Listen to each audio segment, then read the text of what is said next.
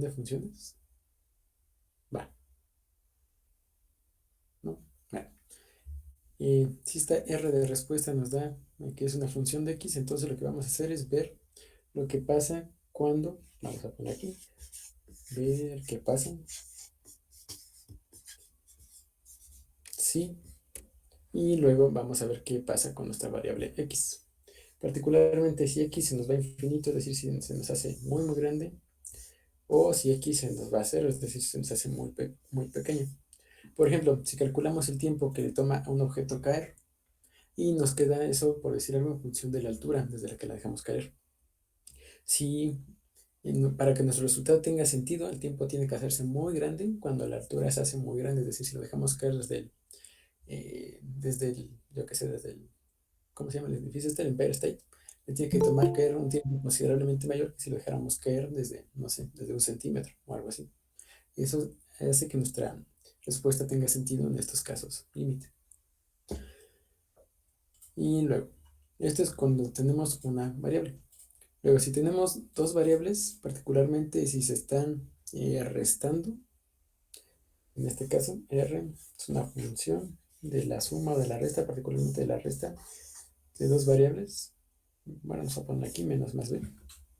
Nos interesa checar los casos cuando una cantidad es mayor que la otra, ver cuando una cantidad es más grande que la otra, es decir, cuando A es mayor que B. Por otro lado, cuando pasa lo contrario, cuando A es menor que B, ¿sí? Eso particularmente en una relación de este tipo, cuando se están restando, nos permite ver el signo de lo que nos queda. Por ejemplo, a lo mejor estamos viendo el tiempo que le toma algo caer y no sé, a lo mejor en alguna de esas nos queda un tiempo negativo. ¿Qué interpretación le podemos dar a ese tiempo negativo cuando ves lo suficientemente grande como para ganarle a A? O viceversa, ¿qué tan tiene que ser A para que siempre sea positivo el resultado? ¿Así? Contexto rápido, porfa, estamos viendo lo que son los casos límite de una expresión. Es decir, cuando ya tenemos nuestro problema, ya le hicimos análisis dimensional, ya le estamos analizando que tenga sentido, y podemos analizar de la respuesta que tenemos lo que conocemos como casos límite o especiales. Particularmente nos vamos a enfocar a ver qué pasa si la variable de la que depende nuestra respuesta se va a infinito, es decir, se hace muy grande o se hace muy pequeña. O en otro caso, si tenemos una resta o una suma, vamos a ver qué pasa cuando una cantidad es más grande que otra, cuando una es más pequeña que otra, porque eso nos va a determinar en muchos casos el signo que tenga nuestra respuesta. Y hay veces en que la respuesta nada más va a tener sentido cuando tengamos valores positivos o cuando tengamos valores negativos. ¿Qué pasa? En este caso también por el más menos, o sea, también iría por lo mismo de incertidumbre o solo sería en caso de suma o resta. No, este menos más, bueno, en este caso no es por incertidumbre, es por tener un tipo de relación particular para este caso. Y denme 2 segunditos. Ujú, sí, está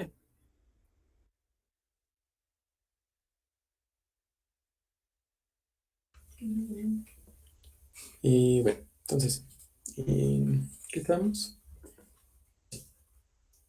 Eh, de la lista de los casos límite. Y ahora, ya vimos qué pasaba cuando una cantidad era mayor que otra, cuando una cantidad es menor que otra, y luego también tenemos que considerar el caso en que las dos cantidades sean iguales, porque a lo mejor tenemos una resta, y si las dos cantidades son iguales, se nos puede ir a cero esa resta, y eso es un caso muy particular, muy importante que tenemos que considerar. Y luego, ya viendo esa tricotomía, eh, comentario al margen, a este tipo de relaciones mayor que, menor que o igual, se le conoce como la tricotomía de los números reales. Eso quiere decir que en el conjunto de los números reales que tenemos, podemos tener tres opciones. Un número puede ser igual a otro número, por ejemplo, 5 es igual a 5, y también podemos tener otros números que sean menores que ese número o mayores que ese número. Por ejemplo, -3 es menor que 5 y 33 es mayor que 5, ¿sí? Nada más existen esas tres posibilidades dentro del conjunto de los números reales. Que un número sea mayor que otro, que sea menor que otro o que sea igual que otro. Bueno, eh, comentario margen. Luego, nosotros en física nos interesa considerar casos más extremos, que se dan particularmente cuando una cantidad es mucho mayor que otra. Por ejemplo, A es mucho mayor que B y se suele representar con dos signos de mayor. Eso quiere decir, por ejemplo, que si A fuera una longitud y B también fuera una longitud, entonces A sería, por decir algo, la distancia de aquí al Sol y B sería el tamaño de un lápiz, por decir algo. Y la distancia de aquí al Sol es mucho mayor que el tamaño de un lápiz, entonces cumple que A sea mucho, mucho mayor que B. Análogamente, también existe el símbolo para representar lo contrario, que es cuando A es mucho menor que B. En este caso, B sería la distancia de la Tierra al Sol y A sería la longitud del lápiz. Son dos cosas muy distintas entre sí. ¿Sí vamos bien hasta aquí?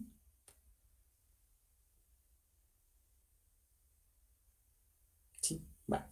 Sí. Cualquier, cualquier duda ya saben que ahí me preguntan, ¿eh? Sin miedo. Bien, y lo que tiene especial estos casos límite, que se ven aquí como que medio raritos, como de, ¿qué onda con eso? Es que nos permiten sacarle mucha intuición al problema. Déjenme se lo pongo aquí con verde. Porque en general uno va a tener una respuesta que a lo mejor es complicada, pero que si uno considera estos casos límite, vamos a ver que son como que muy amigables con la interpretación, sobre todo en mecánica. Por ejemplo, vamos a llegar a un caso ahorita donde si le pegamos una pelota a otra y una pelota es mucho más grande que otra, es como si la primera pelota le pegara a una pared, ¿no? La segunda pelota casi no se va a mover y la primera se va a mover, casi como si se regresara en en el trayecto.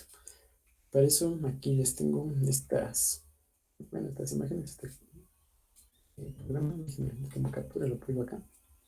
Y vamos a checar este caso, ¿no?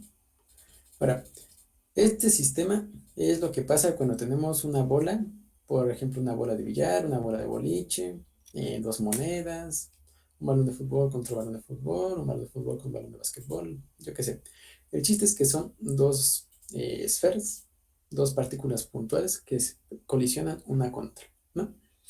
Ahora, una partícula, vamos a decir que tiene una masa m minúscula, es decir, que es más chiquita, o bueno, puede ser más chiquita, más grandota, pero al final de cuentas es la que consideramos como m minúscula y esa es la que se va a mover. Y luego, esta partícula m minúscula va a llevar cierta velocidad y le va a pegar a otra partícula m mayúscula. Ujú. Entonces esta va, ¡pam! ¡Paz! Le pega a esta. Y luego vamos a ver qué pasa en el caso del movimiento en una sola dimensión. Después de hacer el análisis se llega a una expresión que es de este tipo. La velocidad de la m chiquita, o sea, esta de aquí, va a estar dada por esta expresión y la velocidad de la masa grandota va a estar dada por esta expresión. Vamos bien hasta aquí, si se entiende de qué va el problema.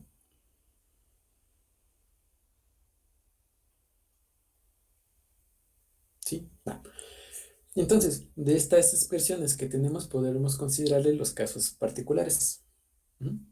Ahorita, si ven, aquí tenemos masas, ¿no? Y tenemos que son de la forma que teníamos hasta abajo, donde teníamos una suma o una resta, particularmente en esta tenemos una resta. Entonces vamos a analizar estos tres casos de tricotomía que tenemos acá arriba. Primero, supongamos que m mayúscula es mayor que m minúscula, ¿sí? Es decir, que esta es una pelota grande y que esta es una pelota chiquita. Entonces, ¿qué pasa? Abajo, bueno, los dos se suman, m minúscula y m mayúscula, y como se suman, esto nos resulta en una masa más grandota, ¿no? La masa de las dos pelotas. Ahí no hay mucho chiste. Lo interesante es acá arriba. Si m grandota es más grande que m chiquita menos m grandota va a ser negativo, ¿sí? Y si gustan, de hecho, eso lo puedo escribir acá. Si m grandota mayor que m chiquita, m menos m va a ser menos. No se me peta esto, pero va a ser negativo. ¿Sí se ve por qué es negativo? Sí, Sí, va. Y eso luego nos va a implicar que la velocidad de la película chiquita va a ser negativa. ¿Qué implica que la velocidad sea negativa? Digo, ahorita todavía no lo vemos con detalle, pero intuitivamente, si antes era positiva, aquí va a la derecha, cuando sea negativa va a ir a la izquierda. Es decir, la película va a rebotar, ¿no? Por así decirlo. Lo cual se me hace bastante interesante. Luego vamos a analizar el otro caso. Si la masa más grandota es menor que la masa chiquita, entonces esta resta va a ser positiva y la velocidad de la película chiquita va a ser positiva. ¿Qué quiere decir esto? Que bueno, acá vamos a tener una pelotota, grandotota, así, y que le va a pegar una chiquita. Entonces esta como que se va a seguir derecho en la misma dirección en la que iba, como que la pequeña nada más la retrasa tantito, ¿no? Le disminuye un poco su velocidad, pero no demasiado. Ese es en el caso de que sean mayores. Y el caso interesante, muy bonito en mi opinión, se presenta cuando las dos masas son iguales. Si m chiquita es igual a m grandota, la velocidad de la masa chiquita es igual a cero. ¿Por qué es igual a cero? Porque, guachen, si tenemos m chiquita menos m chiquita, nos queda m menos m y esto se vuelve cero. Entonces, esta expresión queda como cero, m más m, y eso pues es igual a cero, ¿no? Entonces, en este caso límite, donde las dos son iguales, la velocidad de la primera es cero.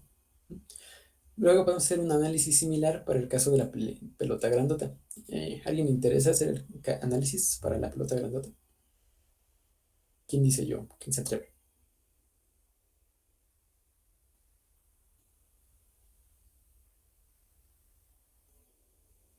Nadie dice yo. Está bueno. Vamos a intentarlo entonces.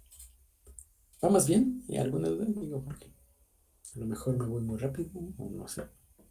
Vamos bien. ¿Vamos bien? Sí. Bueno, entonces vamos a intentar este también. Aquí, por ejemplo, ¿qué pasa si esta es mucho, mucho, mucho, eh, muy pequeña, por así decirlo? Si esta pelota es muy pequeña en comparación con esta, en esta formulita de acá, vamos a tener que, bueno, esta va a ser muy chica y esto de acá abajo va a ser muy grande en comparación con esto, ¿no? Porque aquí vamos a tener la masa de la bolota grandota, más la masa de la bolita chiquita, que prácticamente va a ser nada más la masa de la pelota grandota. Y luego acá vamos a tener esto, ¿no? Entonces, como suponemos que la masa chica es más chica que la grandota, pues entonces la velocidad de la masa grandota va a ser muy pequeña, ¿no? Lo cual tiene sentido porque si esta le pega muy fuerte, esta prácticamente va a ser como que una pared, ¿no? Y si una pelotita le pega a una pared, es como si no le hiciera nada, ¿no? Prácticamente no le hace que se mueva. Un caso interesante se presenta cuando esta es mucho más grande que la otra masa. Cuando la masa chiquita es mucho mayor que la masa, bueno, la m chiquita es mucho mayor que la m grandota. Porque en este caso, si hacemos aquí el análisis de la expresión, nos queda n v entre m más m. Luego, esta n, como es mucho más chiquita que esta, es prácticamente despreciable, decimos, entonces podemos quitarlo. Entonces, si cancelamos esto, nos queda que la velocidad de la masa grandota va a ser 2 veces la velocidad original, lo cual es un resultado interesante. En el caso en que la velocidad de esta pelotita contra la que chocan sea mucho menor que la original. ¿Vamos bien?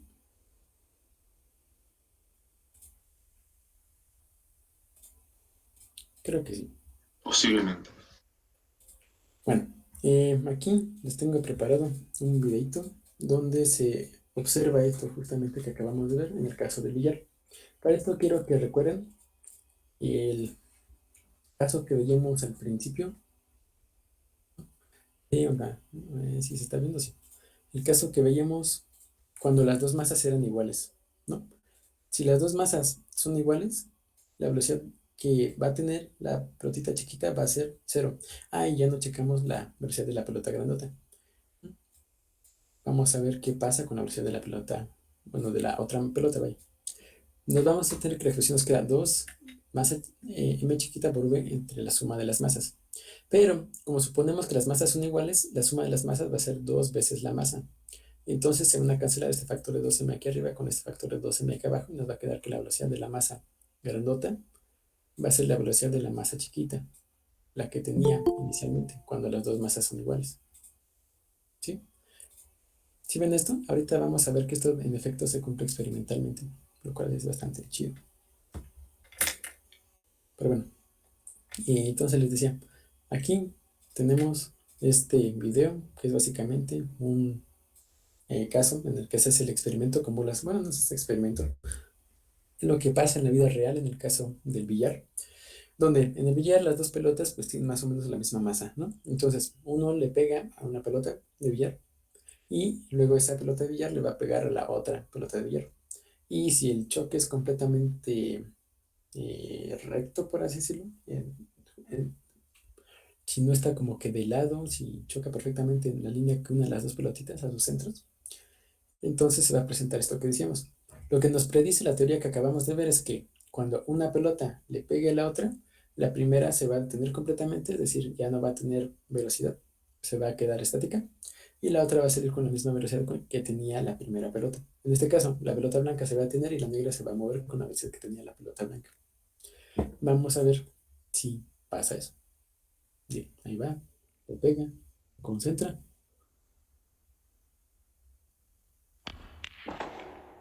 Efectivamente, si ven, la pelota blanca se dejó de mover y la pelota negra se movió. Ah, ahí está la repetición para quien no lo haya podido ver. La blanca ya no se mueve, la negra sí. Y bueno, eso nos confirma lo que teníamos en el caso de nuestros casos límite que consideramos aquí, con esta expresión que nos salió de hacer la física. ¿Qué les parece? ¿Cómo lo ven?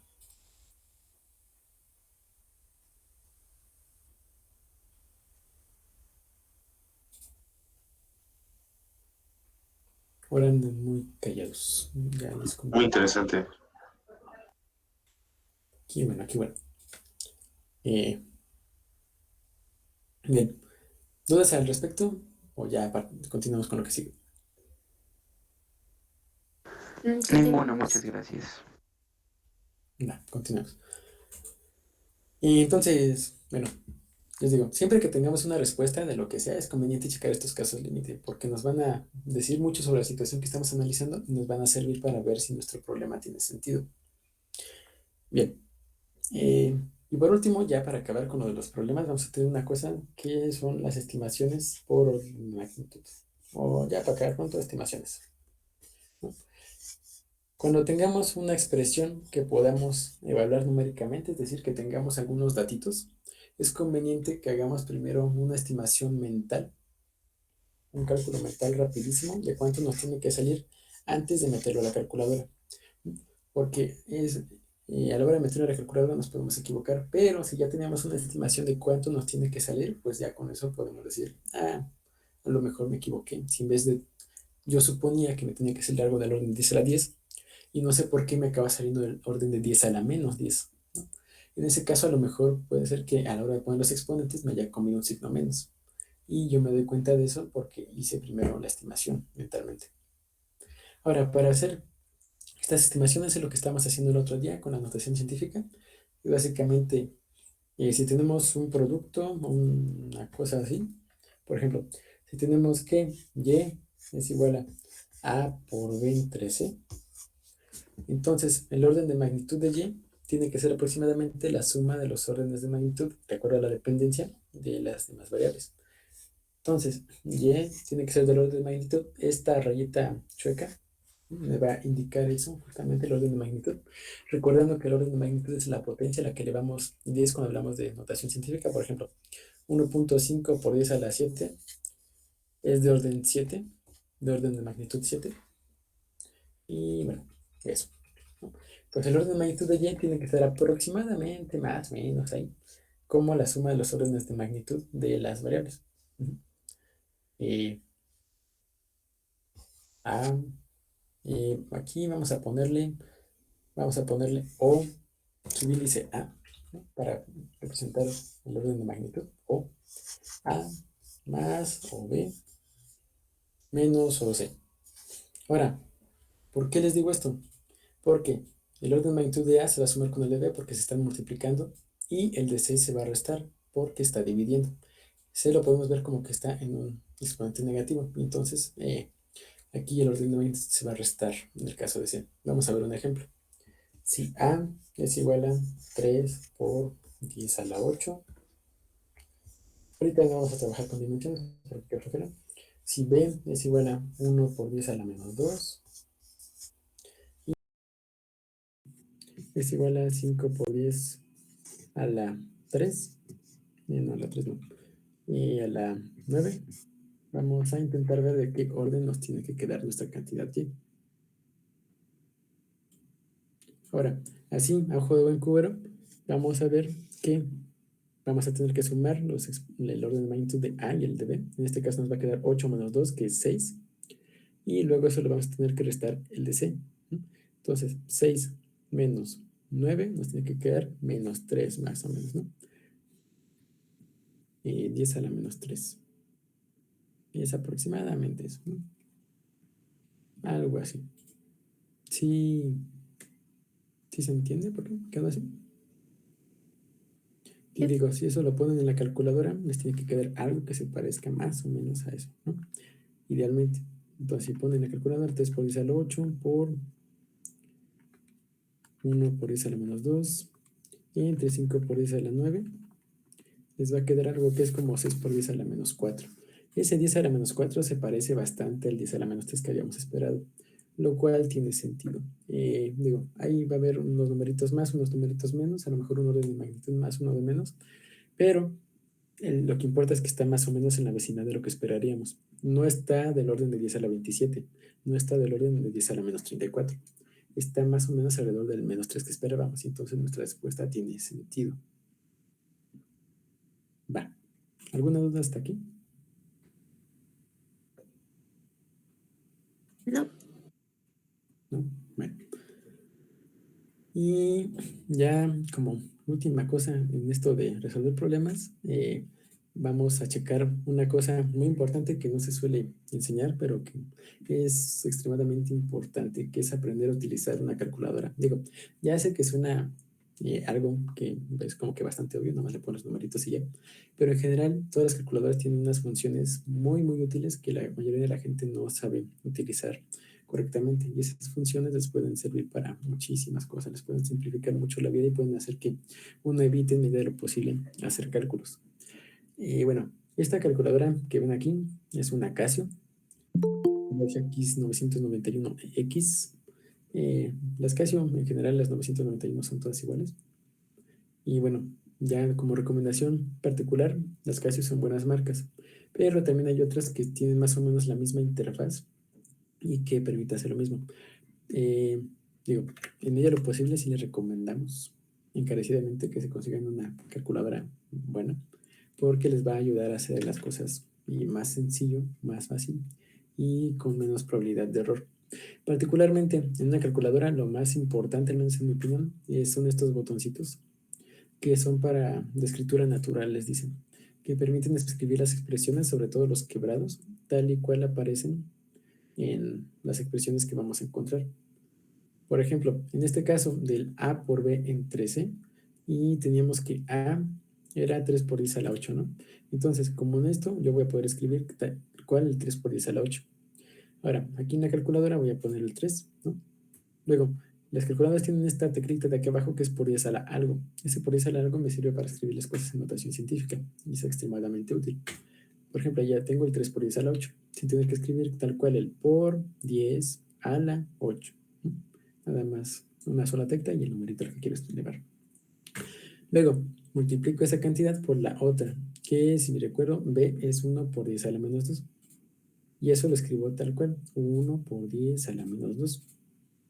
Y luego con las flechitas de la calculadora no se puede ir a la parte de abajo y ahí poner el único numerito que falta, que en este caso es el 5 por 10 a la 9. Uno le da igual eso y les queda esto. Y con esta tecla se pasa al otro que es 6 por 10 a la menos 4, ¿no? Que es lo que habíamos dicho anteriormente que nos quedaba. Bien, digo, ¿alguien tiene alguna duda particular de cómo usar la calculadora que tengan? Digo, las opciones en general son muy diferentes, pero se suelen seguir algunos principios fundamentales. Y si alguien tiene duda de, no sé, cómo funciona esto, es bueno aprenderlo. Yo más o menos tengo una duda. ¿Qué pasó? Las letras como A, M, A o lo que sea de estos que aparecen cuando presionas alfa y luego la tecla, ¿para qué nos sirven? Ah, Porque lo he excelente intentado varias pregunta. veces y pues no tengo idea. Justamente eso es lo que vamos a ver ahorita. Esas letritas, en mi opinión, son las cosas más útiles de la calculadora. Y es bastante feo que uno no las sepa usar. Estas letritas son variables. Y esas variables nos sirven para almacenar datos con los que trabajemos. Si me regreso, aquí por ejemplo, supongamos que estamos haciendo un cálculo y que llegamos a este resultado, ¿no? 6 por 10 a la menos 4. A lo mejor este 6 por 10 a la menos 4 es una cantidad fundamental en nuestro problema, ¿no? A lo mejor es la longitud de la cosa que vamos a estar trabajando, o a lo mejor es la velocidad inicial con la que parte un objeto y con la que vamos a tener que trabajar para hacer los demás cálculos, o a lo mejor es la masa de uno de los objetos que tenemos que calcular, o yo qué sé. A lo que voy es que a lo mejor este numerito es muy importante y entonces me conviene poderlo guardar, ¿no? Con un montón de cifras significativas de ser necesario. Entonces, ¿para qué me sirven estas variables, este A, B, C, D, E, F, X, Y? Para guardarlo, este número. ¿Cómo le hago? Aquí depende de la calculadora, pero aquí en esta tecla que está arriba del 7 van a tener dos conjuntos de letras. Una que va a decir recal o rec y otra que va a decir sto. Sto viene del inglés storage, o sea, sí, almacenar.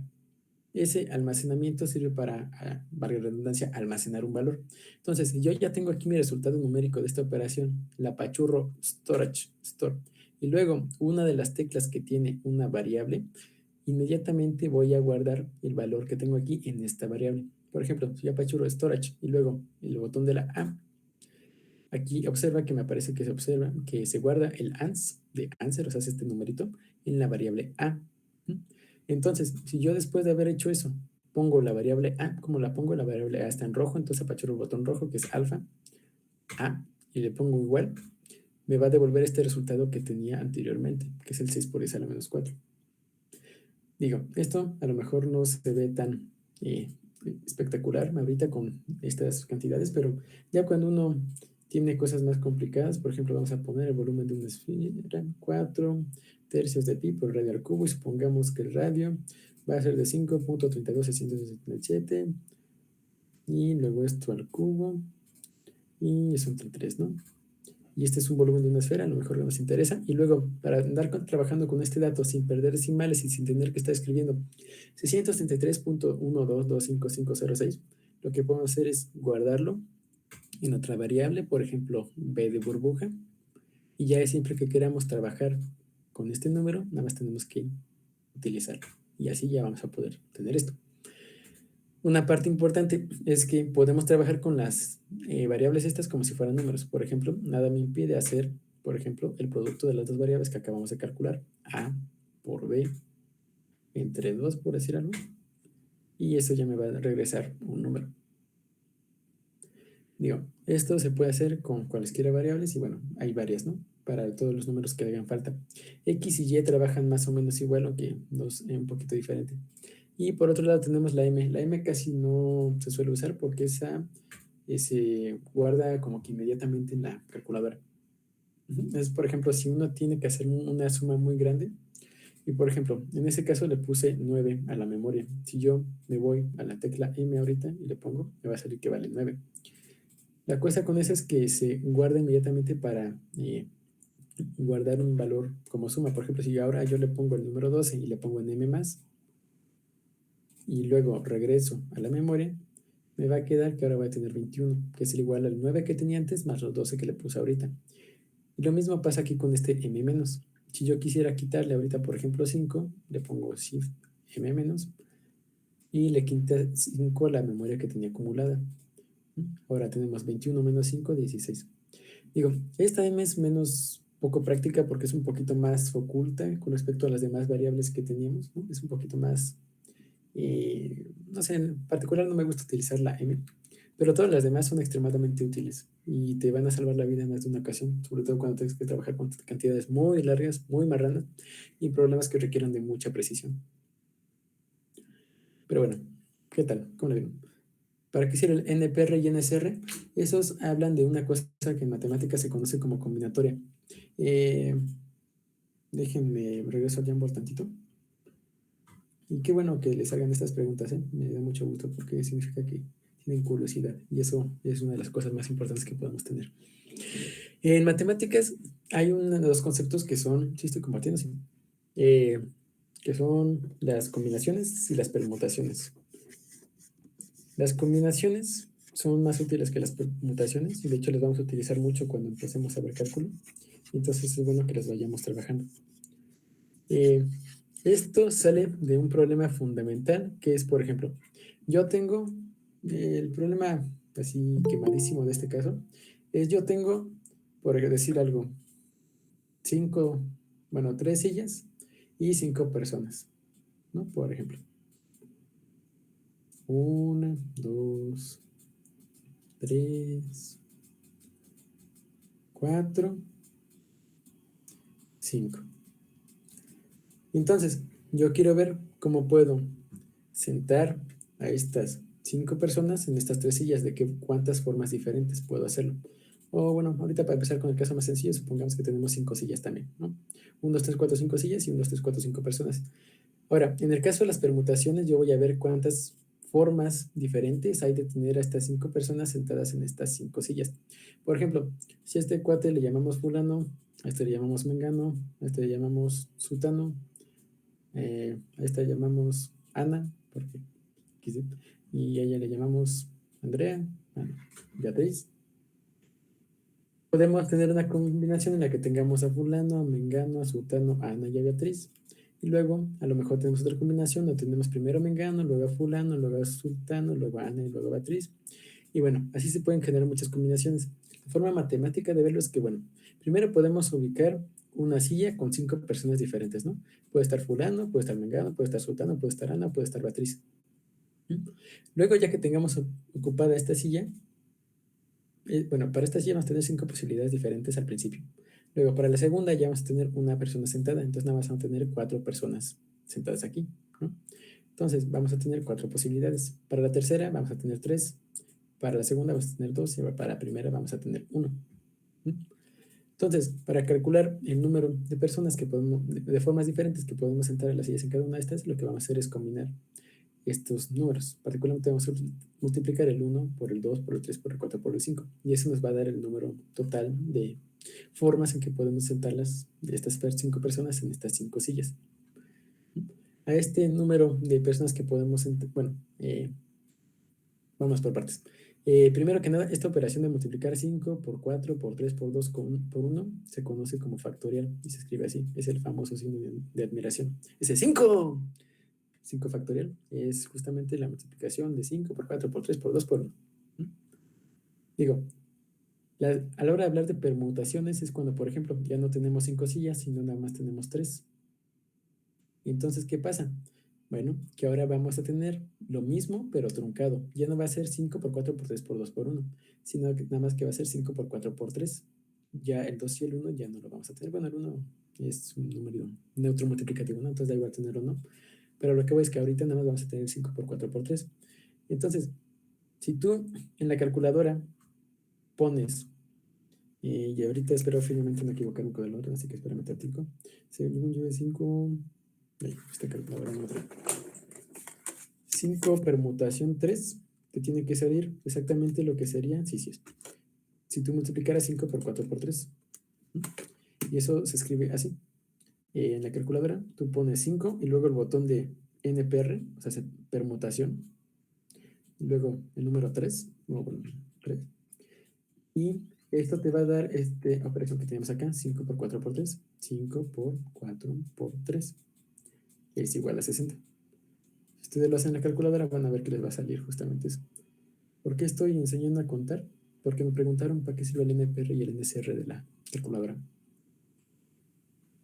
Y bueno, para eso sirve el número de permutaciones, para ver si yo tengo cierta cantidad de un conjunto, de cuántas formas lo puedo ordenar en otro conjunto de una cardinalidad menor, la decimos, o bueno, menor o igual. Bueno, para eso sirven las permutaciones. Ahora, las combinaciones es prácticamente lo mismo, nada más que aquí no nos va a interesar las formas diferentes en que tengamos de sentar a estas 5 personas. Por ejemplo, si nos regresamos al caso original de 5 ya por las personas que modos, ya no puedo recuperar las personas. Bueno, creo que sí. Ya, revivieron a las personas. Se acabó el genocidio. Si tenemos a 5 sillas y 5 personas, nada más vamos a tener una combinación de juntar a estas 5 personas, es decir, todas están sentadas. Esa es la combinación. Entonces, si ustedes ponen la calculadora 5 combinación 5, les tiene que dar 1. Por otro lado, si ustedes ponen la calculadora 5 combinación 4, eso nos va a decir las maneras diferentes que tenemos de combinar a estas 5 personas en 4 sillas, sin que se repitan. Por ejemplo, podemos tener a fulano, mengano, sultano y a Ana sentados, o podemos tener a fulano, mengano, sultano y a Beatriz sentados, a fulano, mengano, a Ana y a Beatriz, y así, ¿no? En cada caso nada más combinamos uno. Y si ustedes le ponen eso, les va a quedar 5 combinación 4. Y eso les va a dar cierto número. Esa se puede seguir haciendo y bueno, va a acabar llegando a algún resultado. Ahora, esto es particularmente útil cuando hablamos de, eh, de polinomios, de binomios a una potencia. Porque, si ustedes se acuerdan, el teorema del binomio de Newton, el teorema de Pascal y todo eso, nos dice que cuando tenemos un binomio elevado a una potencia, esto nos va a quedar con una suma de exponentes dados por el teorema de Pascal. Y sin embargo, esta forma se puede, por el triángulo de Pascal, se puede simplificar utilizando una suma. Este número, esta letra, es la letra griega sigma, S mayúscula, significa suma. Y bueno, esto se puede escribir en términos de las combinaciones. Por cierto, las combinaciones, decimos n combinación r, es decir, tenemos un total de n elementos, los vamos a combinar en r sillas, por decir algo. Tenemos n personas que queremos combinar en r sillas, o su equivalente en problemas más complicados se escribe de esta manera: n combinación r, o n en r. Y estoy pensando si se los pongo o no, porque es una fórmula medio fea. Bueno, ya como brevario matemático, vamos a ponerle aquí desde y es igual a 1. ¿Sí es igual a 1? No, igual a 0. ¿Es igual a 0? Sí, ¿no? Así. Y se suele expresar como K. Bueno, en este caso sería R más. R igual a 1. Bueno, A la K de a la N menos K si empezamos en 0.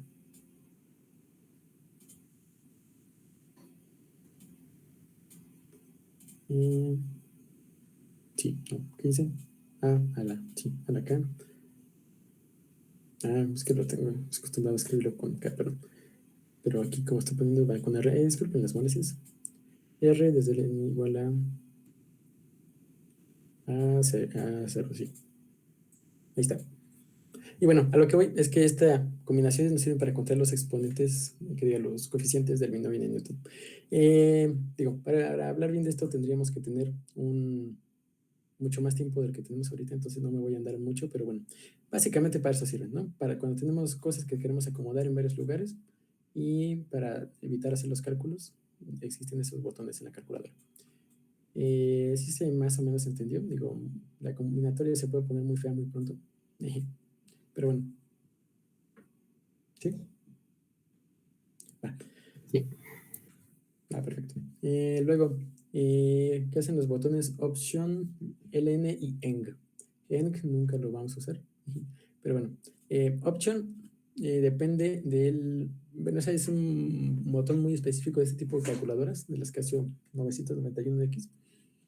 Y ese sirve para ver ciertas opciones extra dentro de un menú de la calculadora. Por ejemplo, aquí no tenemos funciones hiperbólicas, sin embargo aquí vamos a tener otras, ¿cómo se dice? Otras funciones como que ocultas, ¿no? Para este caso de la calculadora. Particularmente vamos a tener funciones hiperbólicas, que no creo que las veamos, la verdad, pero son como las funciones trigonométricas, pero en vez de un círculo, para una hipérbola, o son cosas no muy complicadas, pero que aparecen de vez en cuando.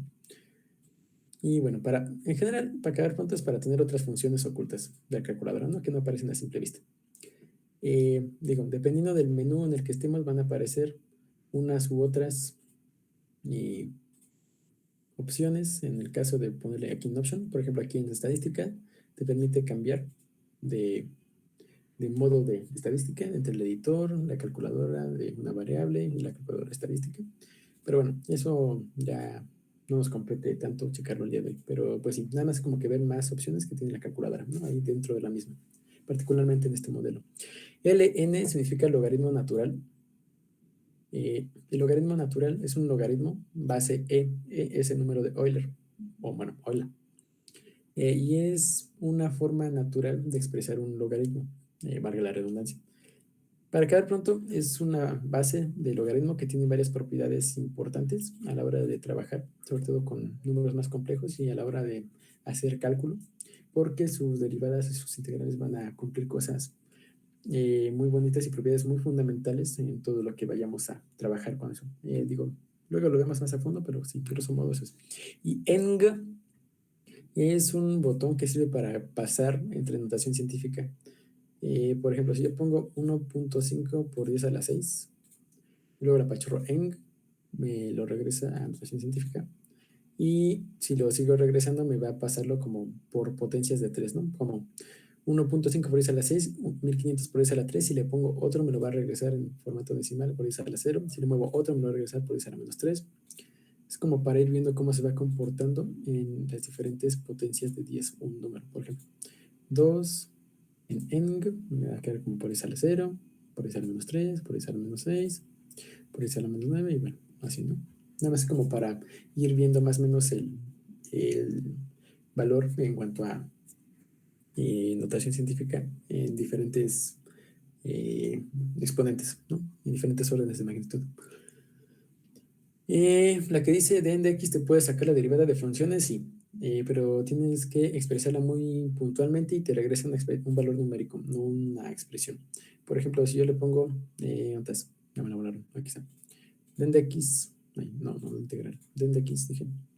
De, por ejemplo, x cuadrada, ahí es una cosa, la x cuadrada sirve para hacer este tipo de cosas, cuando x vale 2, por ejemplo, bueno, no, mejor cuando x vale 3, y eso me va a regresar el valor 6, ¿no? Si, para quien ya sepa derivar, bajamos el exponente, nos queda 2x por 3, 6. Esto te da el valor de la derivada evaluada en un punto concreto. Lo mismo para la integral, te da la integral definida de una función entre dos intervalos, por ejemplo, de x entre 1 y 2, y te va a regresar cierto valor, ¿no? 3 medios, 1.5. Para hacer esto, esta calculadora utiliza métodos numéricos, entonces va a dar resultados más o menos aproximados. Para funciones más complejas se tarda mucho en hacer los cálculos, pero bueno, existe, ¿no? Sirve. ¿Alguna otra duda?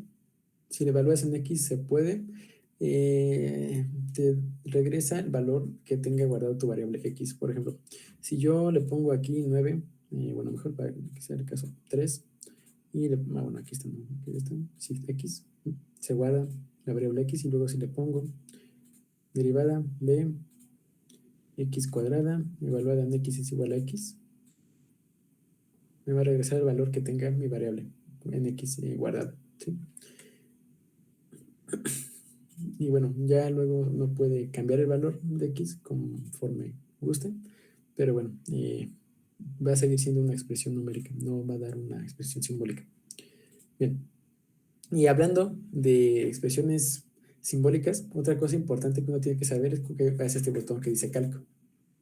Particularmente, si uno tiene una expresión, por ejemplo, a menos b, dije, ahí está, entre x, y uno le pone el botón calc, uno va a poder escribir esto de varias formas diferentes con diversos valores. Por ejemplo, supongamos que quiero hacer una tabla y tengo varios valores de a, varios valores de b y varios valores de x, y no quiero estar repitiendo estos valores diferentes veces. Entonces, ¿qué hago? Bueno, aquí le pongo, por ejemplo, el valor que tengo para a en el primer caso, el valor que tengo para b en el segundo caso, el valor que tengo para x en el primer caso, y ya me regresa el valor de la operación.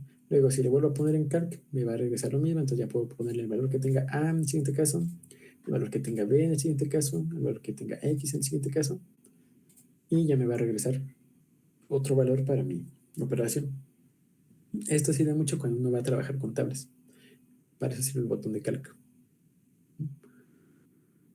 Luego, otra parte que es importante conocer en algunas calculadoras es la parte que dice equation, amtas. Ya me lo hablaron, ¿o no? Ayuda. ¿Cómo que no? Aquí está. Equation, aquí está. Equation. Porque esta equation va a resolver una ecuación polinomial de algún grado. Por ejemplo, si yo esta está, bueno, esta es una chicharronera, vaya. Entonces, con la calculadora uno puede resolver una chicharronera. Por ejemplo, si yo le pongo 0.5 x cuadrada más 0.5 x cuadrada más 3x más menos 25 es igual a 0. Y bueno, eso me va a regresar los valores de las raíces, ¿no? Lo cual es bastante útil para no tener que hacer todas las cuentas. Hay quien llama el método de Casio para resolver ecuaciones cuadráticas. Mira, ahí está, también regresa a mínimos. Oh, qué chido. Pues sí, en general las calculadoras científicas también resuelven ecuaciones cuadráticas y también resuelven sistemas de ecuaciones. Entonces, si un sistema de ecuación se pone muy feo, uno siempre puede recurrir y decir, pues mira, método Casio. Este es un sistema de ecuaciones y voy a tener, por ejemplo, tres incógnitas. Entonces yo voy a tener aquí mi sistema de ecuaciones con mis tres incógnitas y ya puedo resolver para estos. Por ejemplo, 2x más 3y más menos 5z es igual a 0. Luego, no sé, 3x más menos 7y. Digo, espero que esto tenga solución porque si no va a estar muy chistoso. Pero bueno, el chiste es que uno puede poner aquí los valores y les digo, vamos a encontrarnos con sistemas de ecuaciones que van a estar muy feos. Entonces siempre es bueno tener como que este método alternativo, ya sea para confirmar los resultados o para hacerlo si se pone demasiado feo para poder resolverlo a mano. Más 0.9 más menos 5 igual a menos 7. Mira, sí tiene resolución. Entonces X vale esto, Y vale eso, Z vale eso, y ya con eso resolvimos la ecuación, ¿no? Bueno, el sistema de tres ecuaciones con tres incógnitas. Bien, ¿cómo llegar ahí? Depende de la calculadora, todas son diferentes, pero bueno, básicamente va a haber una parte donde diga menú o configuraciones o, o modo o algo así. Y entonces uno ahí se mueve con las flechitas y bueno, ahí puede ver cuáles van a ser las opciones. Digo, en este caso se mueve uno aquí muy explícitamente con las flechitas y entonces va a llegar a varias partes. Aquí particularmente en este donde dice x y igual a 0, está en equation slash func. En algunas calculadoras aparece como ec, entonces como func, depende, digo, mucho. Entonces aparece como ecn, así de equation. Luego hay uno cuando ya está ahí le ponen igual, o en Excel en algunas calculadoras, en otras tienen uno que es botón de OK. Y luego depende también mucho de la calculadora. Hay otras que van a dar un listado más completo. Déjenme ver si tengo aquí otra donde se presenta. Vamos a ver qué dice la 991CW. Y digo, esta es una calculadora completamente diferente, como pueden ver. Pero bueno, a fin de cuentas va a tener esta misma función y vamos a ver lo mismo, ¿no? Este es un sistema de ecuaciones y ahí te pide que selecciones el número de incógnitas, ¿no? Por otro lado está la ecuación polinomial que da ahí, ¿no? El caso este tiene para segundo grado, tercer grado, cuarto grado. Y el resolvedor de ecuaciones, bueno, este es para ecuaciones trascendentales que no tienen solución normal. Pero bueno. Sí, ¿se entiende? Digo, vamos a ver si tenemos otra calculadora un poquito más mundana, porque estas luego se van a poner muy complicadas, ¿no? Es que aquí les comparto que me conseguí una licencia de Casio. Bueno, no me conseguí, me dieron. Y pues ya se me va a acabar en 8 días, pero les tocó suerte, todavía la podemos trabajar. Majajaja. Bien, el que dice RND, RAN, hashtag y pol. Rand viene del inglés random, que significa número aleatorio. Si tú pones random y le das igual, te va a regresar. Y, ya me acuerdo. Y digo, también dependen, pero bueno. No, es que es con ese, sí, ese. Ese te regresa un número aleatorio del 1 al 10. Que diga del 0 al 1. Y bueno, ese número aleatorio es un número pues, aleatorio. Y no tiene mucho más. Sirve cuando quieres tirar un volado y no tienes dados, pero tienes la calculadora. Y dices, pues le pongo un random y ya. Quien esté más cerca del 5 o del 1 o del 0 gana.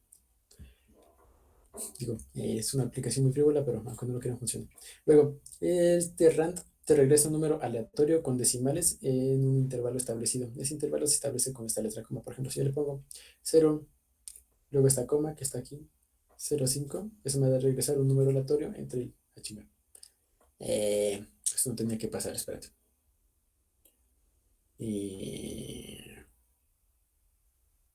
Bueno, depende de la calculadora, pero al menos me cuesta que eso sí funciona para el running. Ahí sí, si le pones entre 0 y 5, te tiene que regresar un número entero entre 0 y 5.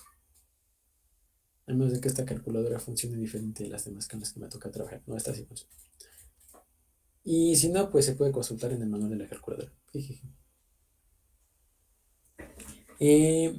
Y el pol sirve para trabajar con coordenadas polares. Cuando trabajemos vectores eso va a ser muy útil. Porque si ustedes se acuerdan, digo, esto lo vamos a ver más con detalle en otra sesión. Pero bueno, si ustedes ven un plano cartesiano, ahí, que fue un plano cartesiano. Plano cartesiano, dije, vamos a tener una coordenada en X y una coordenada en Y, ¿no? ¿Sí? Y eso nos va a servir para determinar un punto en el espacio, por ejemplo, este de aquí. Sin embargo, existe otro sistema de coordenadas que se conoce como coordenadas polares, en el que tenemos una recta, un radio vector, que parte del origen y va al punto. Y esta raya va a tener, esta recta va a tener una, ¿cómo se llama esto? Una longitud R, que va a ser la distancia entre el origen y este punto, y luego va a estar descrita su posición por un ángulo θ con respecto al eje, al semieje positivo de las X. Entonces, este punto, que si gusta le llamamos P, podemos considerarlo como X1, Y1, por decir este punto 1, o también podemos considerarlo como R1, θ1, ¿sí? En esta notación. Este tipo de coordenadas sirven mucho para trabajar con movimientos circulares. Y bueno, en realidad los vectores con los que trabajemos van a ser la representación de coordenadas polares de muchos puntos. Pero bueno, eso lo vemos con calma el próximo sábado, no se me espanten. Y bueno, justamente lo que hace ese botón de la calculadora de polar es que te permite sacar en coordenadas polares las coordenadas de un punto. Por ejemplo, si yo te pongo un pol, y eso me va a decir que me va a mandar a coordenadas polares las coordenadas de un punto. Por ejemplo, el punto 2,3, es decir, x es igual a 2, y es igual a 3, de coordenadas polares, me lo va a regresar como va a ser un punto que va a estar a una distancia de 3,6 del origen a un ángulo de 0,98 radianes, ¿no? Porque aquí está la calculadora en radianes. Y bueno, eso te regresa la magnitud del y ¿cómo se llama? El ángulo con el que está escrito. Y viceversa, el botón contrario para esto es el de rec, que te pasa coordenadas rectangulares a coordenadas cartesianas, una cosa, y coordenadas polares. Si repetimos los valores que teníamos, en este caso 3,6, 0,98, nos va a dar algo que va a estar muy cerca de el x es igual a 2 y y es igual a 3, ¿no? Digo, cifras significativas más, cifras significativas menos, eso es prácticamente un 2 y esto es prácticamente un 3, ¿no? Y bueno, eso es lo que hacen estos dos botones, sirven para convertir entre dos sistemas de coordenadas diferentes. ¿Una otra duda? Dice, si no tenemos esas opciones en el menú de la calculadora, ¿hay otra forma de resolver ecuaciones o sistemas de ecuaciones? Depende de la calculadora. Hay una forma de resolver ecuaciones por un método que se conoce como biyección, que básicamente, digo, esto no se les van a enseñar en otro lado, entonces, majajajaja, les comparto estos trucos secretos. Supongamos, no sé qué tan práctico sea hacer esto. Bueno, que tenemos una ecuación, es que, porque, bueno, vamos a intentarlo. Supongamos que tenemos 5x cuadrada más 3x más 2 igual a 0. Más 3x menos 20, vamos a poner mejor, es igual a 0, ¿no? Entonces, hay una forma que tienen todas las calculadoras, independientemente que sean científicas o no, de resolver, aquí me falta un x, este tipo de ecuaciones, que es por un método que se conoce como biyección.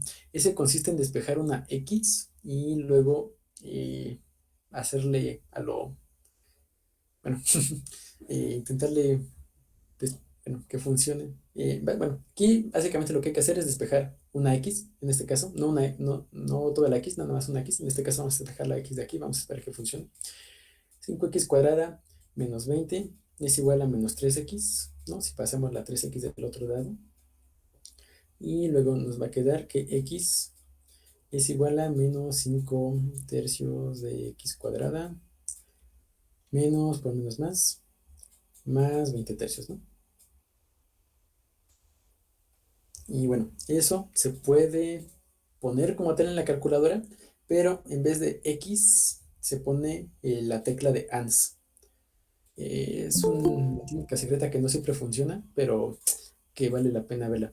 Ahora, si ven, déjenme me regreso, tenemos menos 5 tercios de x cuadrada más 20 tercios, ¿no?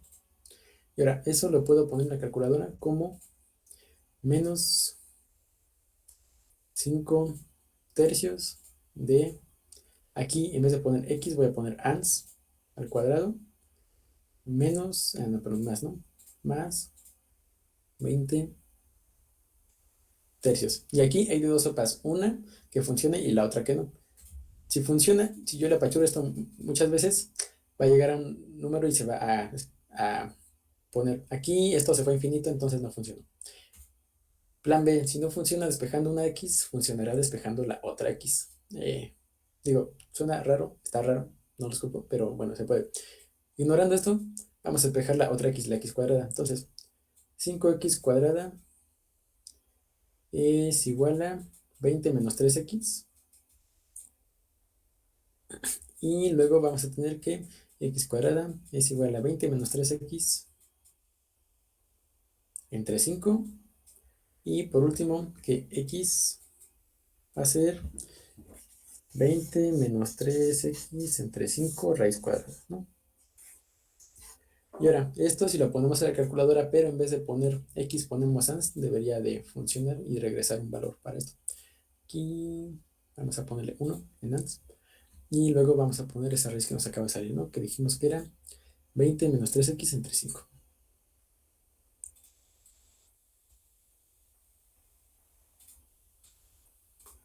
Y ahora, pero quedamos que no era X, ¿verdad? Que era ans en vez de X. Y eso, si lo ponemos, ahí está, ya convergió a un valor. Y esa es una solución de la ecuación cuadrática que teníamos. Si nosotros guardamos este valor en una variable y lo ponemos en la ecuación original, que era 5x cuadrada menos más 3x menos 20 igual a 0, es decir, 5x cuadrada menos 3x menos 20 igual a 0. Y esto quedamos que lo tenemos que poner en... Ay, qué bueno, lo puse en la variable que no era. A vale esto, ¿no? Luego esto lo guardamos en x. Y nos regresamos acá, le damos igual y tiene que valer 0. ¿Por qué no está valiendo 0? Que era más 3x. Un momento.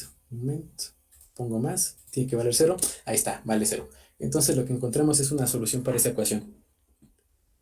Para encontrar la otra, habría que empezar con un punto más alejado del que empezamos. Y bueno, eso puede ser complicado.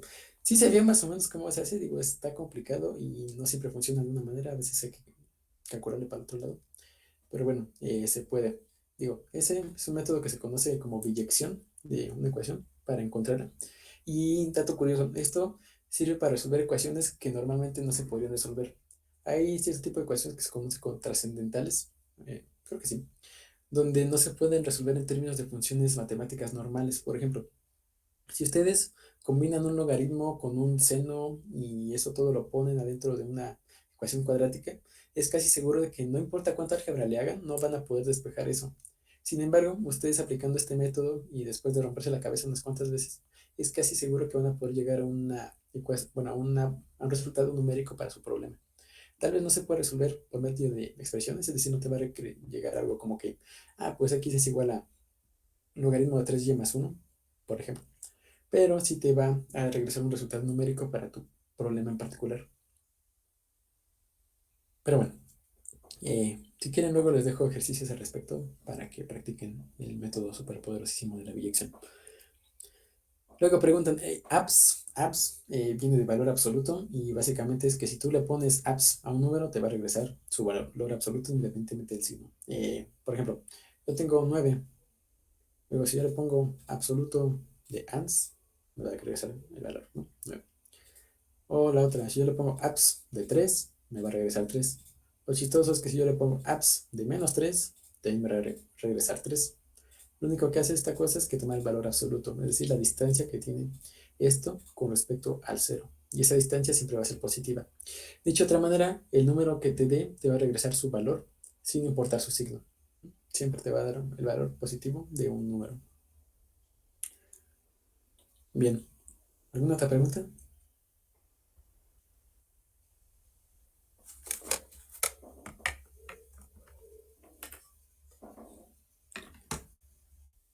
Los dos puntos. Esa es buena. Los dos puntos sirven para concatenar operaciones. Es decir, si tú tienes que estar haciendo un montón de operaciones repetidas y tienes que hacer primero una y después otra. Los dos puntos sirven para hacer estas dos expresiones seguidas. Por ejemplo, ya yéndonos a problemas feos, supongamos que tienes que hacer, bueno, para no hacerlo tan feo, vamos a ponerle aquí, primero que vas a tener a menos b, ¿no? Para dos cuantías cualesquiera. Y luego supongamos que tienes que hacer otra operación con otras dos variables, por ejemplo, c por d, ¿no? Por decir algo. Entonces, si tú le pones aquí en calc, te va a preguntar el valor de a, valor de b, y a, b, a, c. Bueno, ahí hay que especificar los valores de las operaciones y ya con eso te va a dar, por ejemplo, b le puedes poner 2, c le puedes poner 6, d le puedes poner 4, ya luego le das igual, entonces te da primero el valor de una operación y luego el valor de otra. Y ya luego puedes volver a realizar el cálculo con otros valores, por ejemplo, ahora que a valga 6, que b valga 3, que c valga 4, que d valga 1. Le das igual otra vez y te regresa el valor de primero de una operación y luego el valor de la otra. Eso se puede hacer para más operaciones, hasta donde tengo entendido, pero bueno, en general no se utiliza para más. ¿Para qué es la rayita a la izquierda? Otra rayita a la izquierda. Esta creo que no la tiene, pero es... ya, está aquí. Ese me parece que es un equivalente de lo que les decía del eng. Es básicamente lo mismo. Lo que hace es que te recorre tú esto para que te quede, vaya, por cada 3 órdenes de magnitud, te lo hace más chiquito. Por ejemplo, esto lo puedes ver como 8 por 10 al 3, 8 por 10 al menos 6, y así. El enc, lo que le diga la rayita a la izquierda, lo que hace es que lo hace lo mismo, pero para el otro lado. En vez de hacértelo para números que hacen más chiquitos, lo hace para exponentes que se hacen más grandotes. Es como que el complementario del enc. Eso sirve en ocasiones cuando tenemos cantidades muy grandotas. Por ejemplo, ahorita voy a meter mañosamente 3 cantidades que van a resultar una monstruosidad de ir normalmente. Por ejemplo, 3 por 10 a la 3, por 2 por 10 a la 3, por 400. Y esto nos va a regresar esto. Ahora, ¿cómo podemos hacerle para simplificar esta cantidad horrenda? Bueno, la apachurramos en enc, nos queda como 2.4 por 10 a la 9, ¿no? Ya repasa notación científica, lo cual es bastante práctico. Y bueno, a lo mejor no lo queremos utilizar en 10 a la 9, a lo mejor lo queremos utilizar en 10 a la 6, la apachurramos y lo ponemos, ¿no? ¿Qué pasa si nos queremos regresar? Bueno, le ponemos una flechita que es amarilla, entonces ponemos el botón amarillos que es Shift, enc, y se regresa a 10 a la 9, ¿no? Digo, puede ser útil. ¿Rec es lo mismo que recall? Sí. Ese sirve para recordar el valor de una variable, ¿no? Por ejemplo, si yo le pongo ahí va, recall, o sea, amarillito, y luego, mira, bueno, depende del tipo de calculadora, este es muy práctico, en el que te regresa el valor de todas las variables que tenías guardadas. En algunas calculadoras no es así, en algunas calculadoras tienes que presionar recall y luego el valor de cierta variable determinada para que regrese el valor de nada más esa variable. Digo, ahí depende de su calculadora, es ¿cómo se dice? Su misión, descubrir los secretos de la calculadora que tengan, hacerla su mejor amiga, su compañera de aventuras, porque bueno, a fin de cuentas es su herramienta más importante a la hora de hacer cálculos, por algo que se le conoce como calculadora. El i en morado que está en el enc, esa i sirve para, bueno, es la i que se utiliza para trabajar en números complejos. Eso sirve para hacer cálculos con números complejos. Para eso hay que irse al modo de números complejos de la calculadora. A ese se accede a través del menú o de los modos, o depende de la calculadora, pero es este numerito, y suele estar en el número 2, que es el cálculo con números complejos. Ahorita ya estamos en el cálculo de números complejos. Y ahí si le apachurro el botón de enc, ya no me va a aparecer enc, me va a aparecer la i. Y la i se define como la raíz cuadrada de menos 1. Ese sirve para trabajar con números complejos que van a tener una parte real y una parte imaginaria. Por ejemplo, 2 más 3i, ese es un número complejo. Luego, esto se puede utilizar de varias formas para hacer cálculos con números complejos. Ya, así que tiene sus partes, por ejemplo, aquí en las opciones se ven el argumento, el conjugado, parte real, parte imaginaria, y las diferentes formas de representar los números complejos, ¿no? Es un tema muy bonito que sirve para hacer muchas geometrías bonitas, pero que no vamos a utilizar mucho a este nivel al menos. Ya a niveles más avanzados vamos a ver que es la forma más natural de representar los ángulos, los giros, las rotaciones de un sistema, y por eso que aparecen en todos lados los números complejos, sobre todo a la hora de resolver ecuaciones diferenciales. Y bueno, y de porcentaje, ese nunca lo usa nadie, pero bueno, básicamente tú tienes 2% de 3, ya no funcionó, 2%. Bueno, ahí hay que ver en el manual de la calculadora cuál es la anotación decente, pero bueno, básicamente es que te regresa, bueno, creo que era, si tú multiplicas 100 por el 5%, es como si sacaras el 5% de 100 y te regresa 5, sí. Al menos esa es una forma de hacerlo. Que recuerda hay otras, pero les digo, depende mucho de la sintaxis de la calculadora en particular y bueno, cambia, ¿no? ¿Alguna otra duda?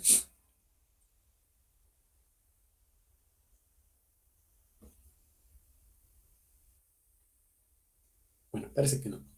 IP, ¿alguien iba a decir algo? También iba a decir que el que está arriba el que está en amarillo, arriba del botón de SD, no, ese, flechitas, B. Ah, Ajá, ese. y ese es para cambiar una fracción entre propia e impropia. Por ejemplo, yo tengo 9 tercios, puede ser 3 o, bueno, 9 tercios es un ejemplo malo. 10 tercios, lo puedo considerar como 10 tercios o como si la pachurra está flechita, 3 enteros, 1 tercio, ¿no? Eso casi nunca se ocupa, pero bueno. Luego, Ángel nos pregunta por IP. IP sirve para cambiar las funciones trigonométricas por funciones hiperbólicas. Las funciones hiperbólicas son unas, vaya, es como, no se puede motivar de manera muy sencilla, pero es como, ya yéndonos a términos más profundos, las expresiones que tenemos en términos de exponenciales para funciones trigonométricas, pero para, sin que sean funciones trigonométricas, es difícil de expresar. Pero bueno, por ejemplo, el coseno hiperbólico describe la curva que sigue una cadena que cuelga de dos postes. Por ejemplo, si yo tengo un poste de la luz, y la forma, la curva que describe ese cable está descrita por un coseno hiperbólico. Si eso lo podemos ver, por ejemplo, mira, de hecho creo que aquí lo puedo graficar. Sí.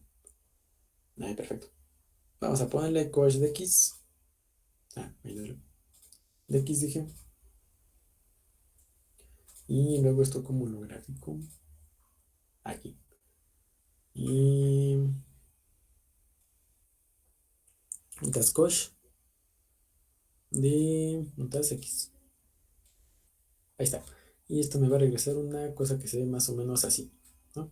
Es como una parábola, pero sin ser una parábola. Es una cosa que converge más rápidamente.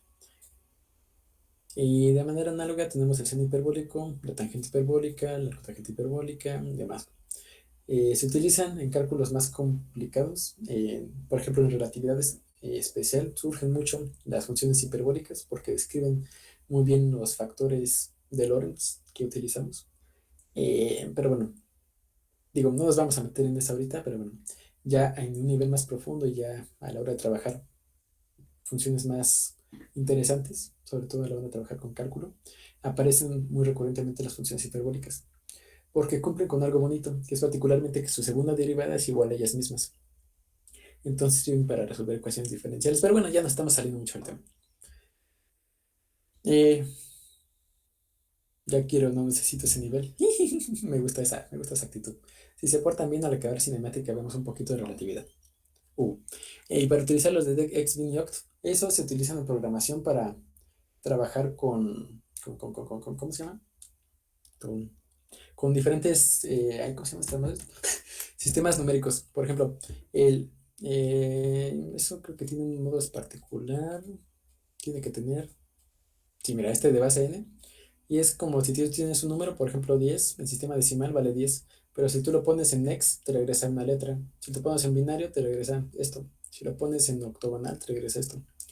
¿Sí? Y esto sirve para cambiar entre estos tipos de bases que se utilizan más que nada en programación. Acá en física nunca los usamos. Pero bueno, sí, está chido. Digo, y justamente para eso sirve la calculadora, porque es algo de que uno nunca querría hacer. Ya a los que les interesan las Olimpiadas de Mate, hay una cosa que se llama teoría de números que justamente trabajan de cómo la base en la que se generan los números, vaya, el sistema numérico que usemos, ya sea decimal, hexagesimal, binario, octogonal, etc., sirve para representar un número. Y particularmente me parece que teníamos un factor de conversión que en estos, que era el residuo que teníamos al hacer una división, o algo así. Eh, para quien le interese más al respecto, esto se estudia como teoría de números. Y bueno, se utiliza en computación. La computación es una de las ramas más completas que tenemos. Pero bueno, ¿alguna otra pregunta?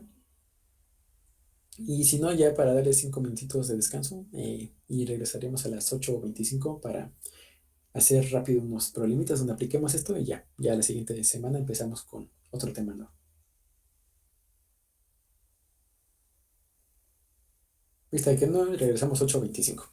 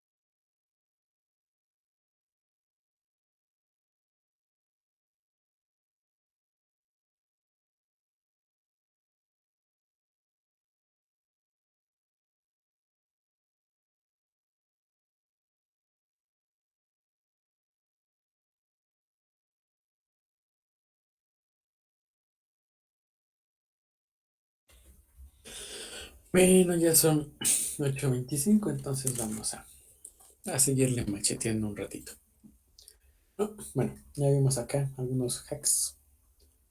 Eh, bueno, esto queda más grande de lo que debería probablemente, pero bueno. Y vamos a ignorar que está esto aquí. Ahí se los dejo por si quieren ver cómo se hacía lo de biyección. Aquí esto es un problema que ya checamos, ¿no? El recurso es de billar. Y entonces ahorita vamos me sobró esta diapositiva. Y no mames. Bueno, ahora sí, vamos a aplicar lo que hemos visto, ¿no? De resolución de problemas para el problema que vimos el viernes, que ya creo que nadie hizo. Bueno, Marco sí, pero no está. Que es el del radio de la Tierra. No, vamos a ver cómo podemos calcular el radio de la Tierra.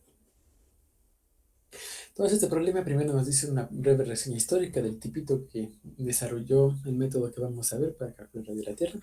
Y el tipito en cuestión se llamaba Alberuni, perdón, ahí se me fue, mala traducción que encontré en internet. Un científico musulmán del siglo XI que pues era un polímata, se le conoce en esa época, ¿no? O sea, que sabía un poquito de todo. El tipo estaba en la corte de un tal tipo que se llama Mehmed de Gazi, perdón, quién sabe dónde sea ese, quién sabe dónde sea, quién sabe quién haya sido, pero estaba en su corte y viajó a India, a Pakistán y escribió sobre eso, ¿no? Como los científicos de la época. Ahora, la cosa es que en Pakistán se encontró una montaña que tenía vista al mar y con eso pudo encontrar una manera práctica para medir el radio de la Tierra. Y luego aquí nos cuentan cómo le hizo el cuate. Primero, calculó el ángulo de inclinación de una montaña en dos ubicaciones distintas con una separación conocida entre ellas. Así tras un poco de trigonometría puede obtener la altura de la montaña. Y luego nos dice, ¿no? Que el truco es ver que en el sistema se forman unos triángulos rectángulos con una altura desconocida común y bases también desconocidas para que se puedan cancelar. Y luego dice que una vez que se conoce es la altura de la montaña, se puede calcular el ángulo de inclinación que tiene el horizonte respecto a la punta de la montaña. Con eso se puede calcular el radio de la Tierra, como se muestra en la figura. Y ahí no les puse la figura porque lo vamos a hacer ahorita. Recuerden que una parte fundamental de resolver el problema es hacer un diagrama, ¿no? Entonces ahorita vamos a hacer los diagramas y demás. Y bueno, ahí ya están los problemas como tal, ¿no? Que dice, demuestra que el ángulo que se hace dentro de la Tierra tiene el mismo valor que el ángulo que hace el horizonte con horizontal. Suena chistoso, pero tiene sentido.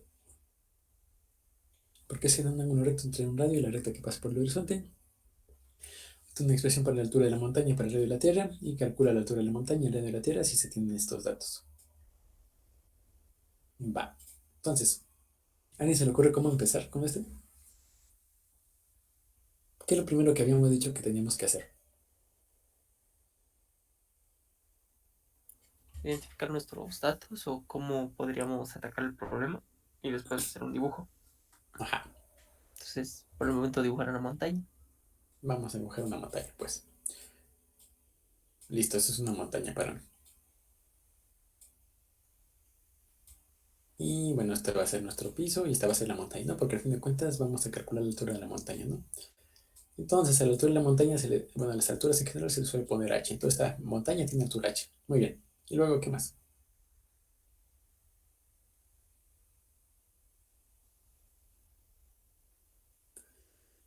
A ver, ¿qué nos dice? Dice que vamos a calcular el ángulo de inclinación en dos ubicaciones distintas, con una separación conocida entre ellas. Entonces, primero dice, el ángulo en dos ubicaciones distintas. ¿Qué podemos ver con eso? ¿Qué se les ocurre?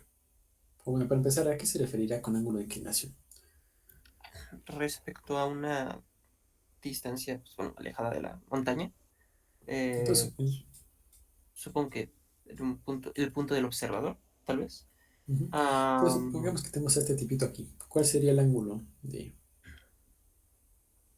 inclinación? el, los pies del tipito a la punta de la montaña, ¿no? Va, ahí se Y hace esto debería de formar un ángulo rectángulo con respecto a H, los pies del tipito y la punta. Ya de ujú. ahí, con la distancia conocida, podríamos tener un cateto. Ok, O bueno, depende cuál es la distancia conocida, porque si es respecto al terreno, pero digamos que es solo un cateto. ok, nada más que aquí vamos bien, pero que hay que ver que dice que calcula en dos ubicaciones distintas, con una separación conocida entre ellas. Es decir, primero el tipito se pone aquí y luego el tipito se pone acá. Y lo que vamos a conocer es la separación entre estas dos ubicaciones, es decir, la distancia que vamos a tener de aquí a acá, que vamos a llamarle D. ¿Sí? Sí. Y bueno, si completamos el sistema, vamos a tener ahora que vamos a tener este otro triángulo y vamos a tener este otro ángulo. Ahora, este circunstancia le llamamos θ1 a este ángulo de aquí y a este otro vamos a llamarle θ2. Digo, en la figura original venía esto y bueno, así queda, créanme. Y bueno, D ya sabemos que vale 200 metros y bueno, alfa se utiliza en el otro caso, ¿no? En el del radio lateral. Bien, y ahora, con este sistema, con este diagrama, ¿cómo le harías para calcular H? ¿Qué se te ocurre?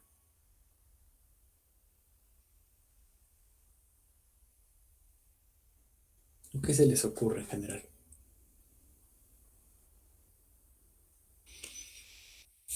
Se acepta una apuesta. Se puede, ¿cómo se llama? De la distancia de, no sé, del ángulo 1 al ángulo 2, si trazamos una altura, no sé, como una H2, podríamos formar un triángulo, se me olvidó el nombre, pero que es como igual, pero más chiquito.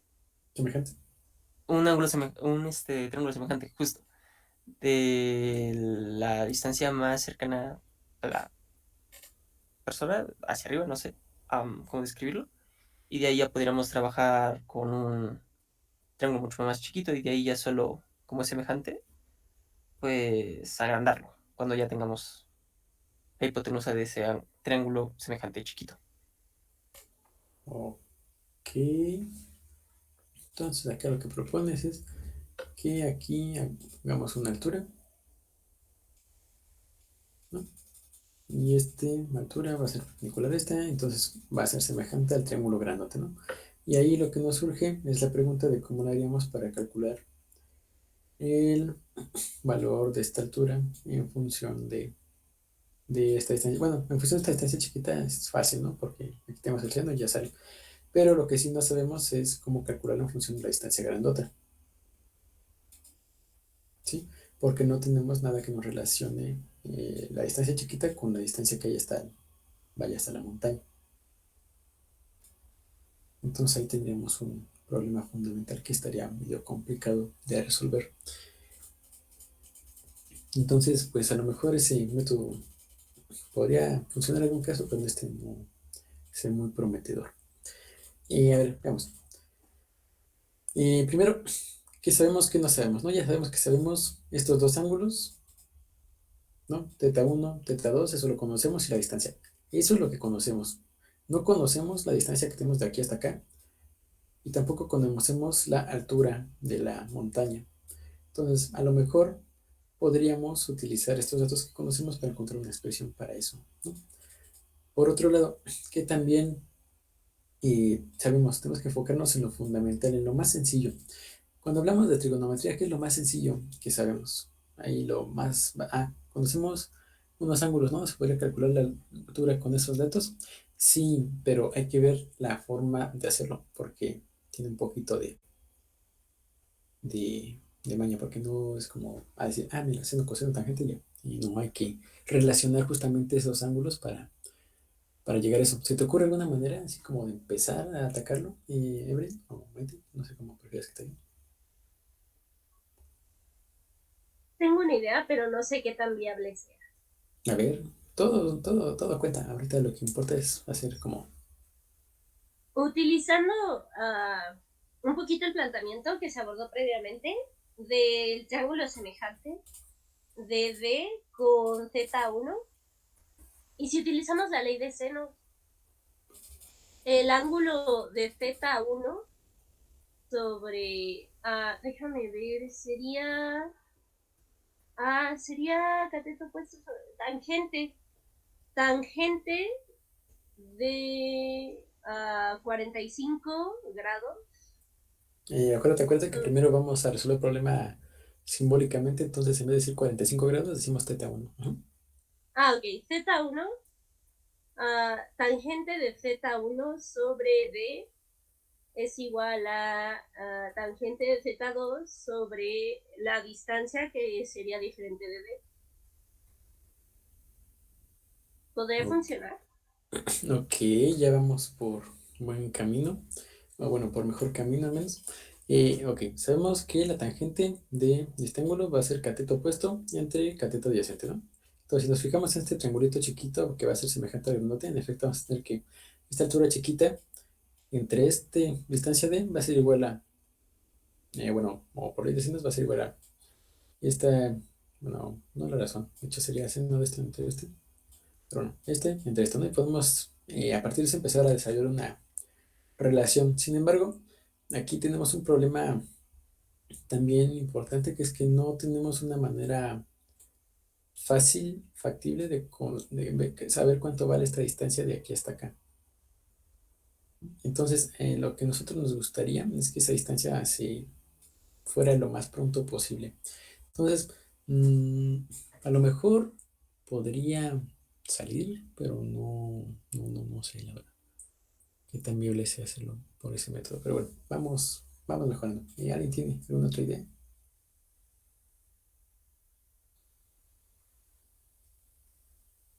Bueno, aquí en estos casos es conveniente, como decían ustedes también, leer bien qué es lo primero que nos dicen, lo más importante, lo que nos dicen. Con una separación conocida entre ellas. Esa separación nos invita a pensar que, bueno, si calculamos la distancia que tenemos de aquí hasta acá, luego la distancia que tenemos de aquí hasta acá y la restamos, esa separación, es decir, esta diferencia entre estas dos distancias nos va a resultar en este valor conocido que tenemos para D. Y a partir de eso lo podemos trabajar. Y bueno, también si vemos acá, nos dice tal cual que en el sistema se forman dos triángulos rectángulos con una altura desconocida común. Es decir, que tenemos que relacionar este triángulo, que si gusta voy a ponerlo en amarillo, que va a ser el de θ2, o sea, este de aquí, con este otro triángulo que voy a poner en rojo, este de acá. Y los dos van a tener la misma altura, y eso es lo importante en este problema, eso va a ser lo fundamental a lo de trabajarlo. La altura de esos dos triángulos va a ser la misma. Entonces a nosotros nos interesa encontrar una expresión que nos relacione la altura que van a compartir y por otro lado la diferencia entre estas dos distancias, es decir, la diferencia entre este lado rojo y la diferencia entre este lado amarillo. A partir de eso, ¿a alguien se le ocurre algo ahorita? Este problema está interesante.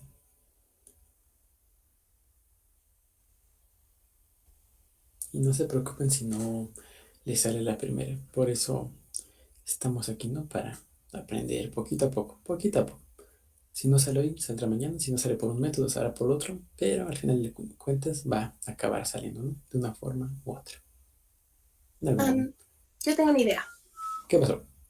Es que en el triángulo donde θ1 vale 45 grados, bueno, va a ser isósceles porque tenemos ese ángulo de 90, el otro de 45, y entonces el otro va a medir también 45. Entonces esos dos catetos en ese triángulo van a medir h, y pues así ya podemos formar como un triángulo más grande, teniendo ambos en común un cateto h, y ya la base quedaría como h más h menos d, y pues de ahí algo puede salir tal vez. Me acabas de matar mi problema bien bonito. Sí, sí, pero ese es... Chale. XD. Digo, comentario al margen. Sí, el método que dice Daniela, si por los valores particulares del problema y porque un ángulo vale 45 grados, sí, va a salir como dice ella.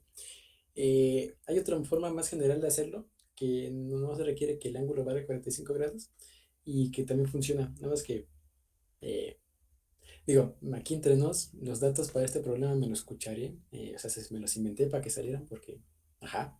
Y adrede le puse para que un ángulo varía 45 grados y no tomé en cuenta que podría salir ese razonamiento muy, muy brillante de tu parte, Daniela, por cierto.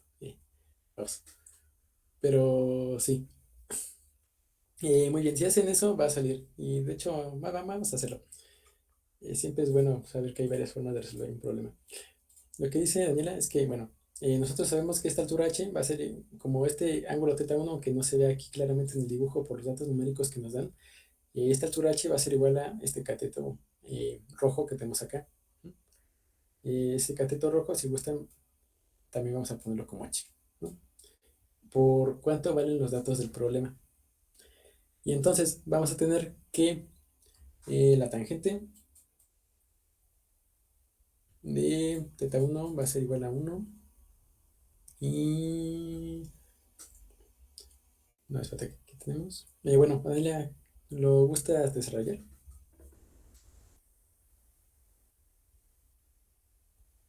Aquí explícanos ahora cómo le hacemos. Voy. Es que solo había pensado en esa idea, entonces apenas lo voy a hacer. Va. Sí, no te preocupes.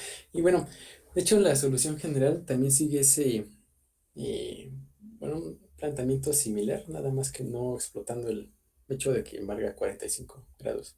Así que de hecho probablemente llegues a la misma solución que si no tuviera que valer exactamente 45 grados. Pero bueno, ahí trabajan ese y mientras tanto vamos a ver cómo se haría de manera completa. ¿Qué pasó, Mario? Yo se me ocurrió una para resolverlo de otra manera, pero no sé si esté bien. A ver. No sé si podríamos decir que la tangente del ángulo 2 es igual a, la tangente del ángulo 1 es igual a d sobre h, algo así. Espera, es que no me acuerdo cómo era. Ok, vas por buen camino, nada más que checa bien eh, tus letras. ¿Y qué pasó, Dani? ¿Te lo puedo corregir rápido? Sí. Que la tangente de... Espera, es que se me olvida. Que la tangente de θ1 es igual a... no sé, h sobre...